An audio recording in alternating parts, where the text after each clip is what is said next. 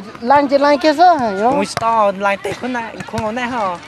Cũng chơi muốn đi bên ngồi tê mà tê. Ai quay đó. Ôi nó cười. Hey, go!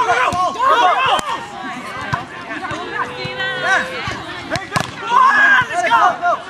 Last point up, baby. There we go. Hey,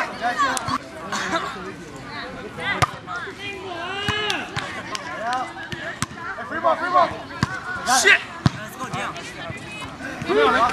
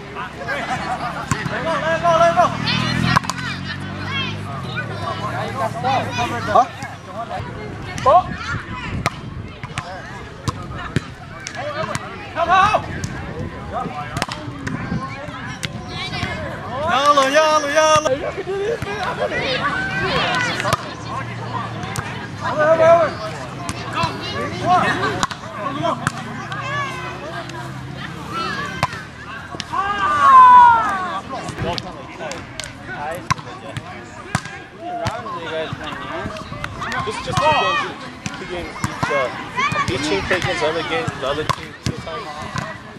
But there's only 6 teams, so I think one team's going to play. The other teams kind of only have 5 games. Alright, shut up. They go by Come on.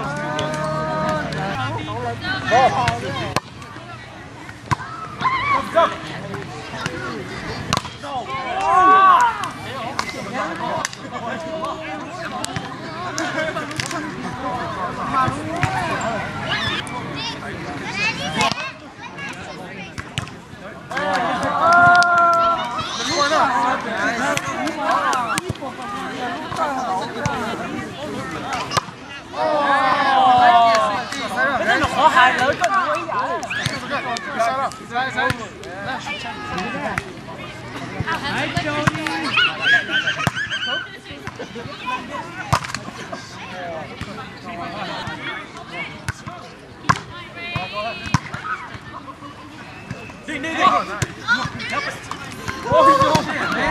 I should have went to you.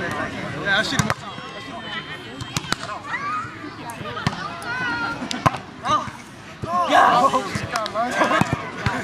Baby, let's go.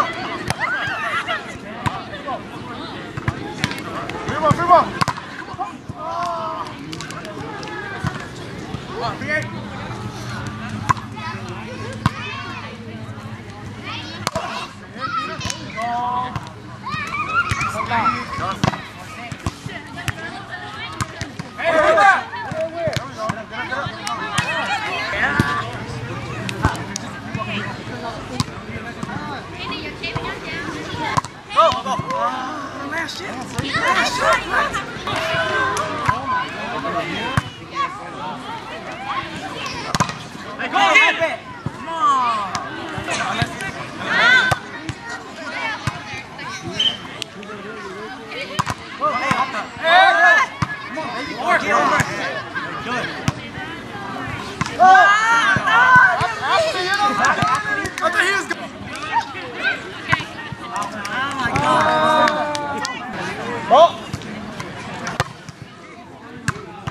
Outside!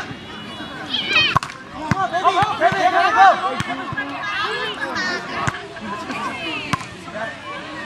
Shit! Come here! Hey!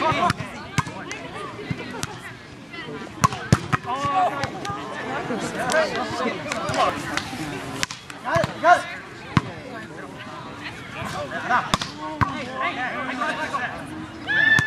High ball! Ball! Outside!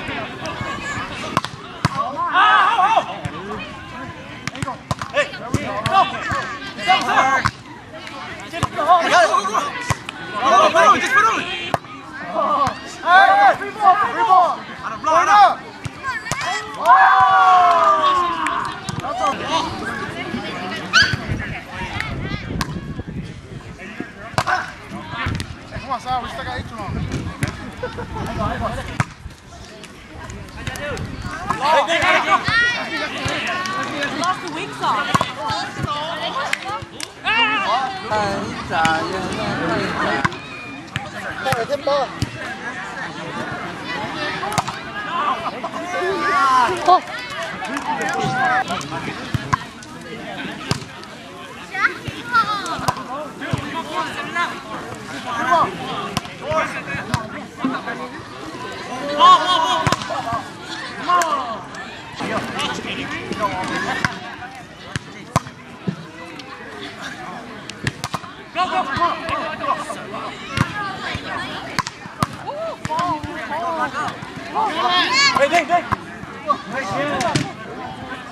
Để chuyện tới những kiện gì không?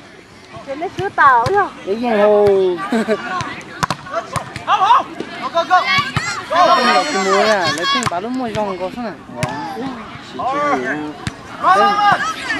Thế nào mà ơi, tao nó mình nhục còn ít luôn nó sao? Cho tao. Có bàn tàu sao? Mau. Chờ mà sợ.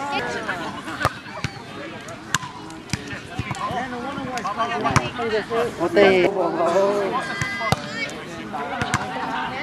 Lầu nè.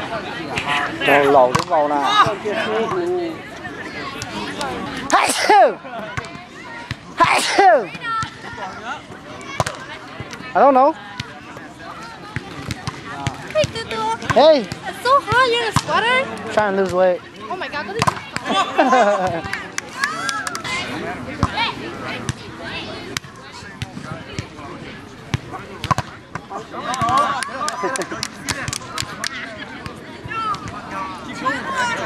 Watch the dink.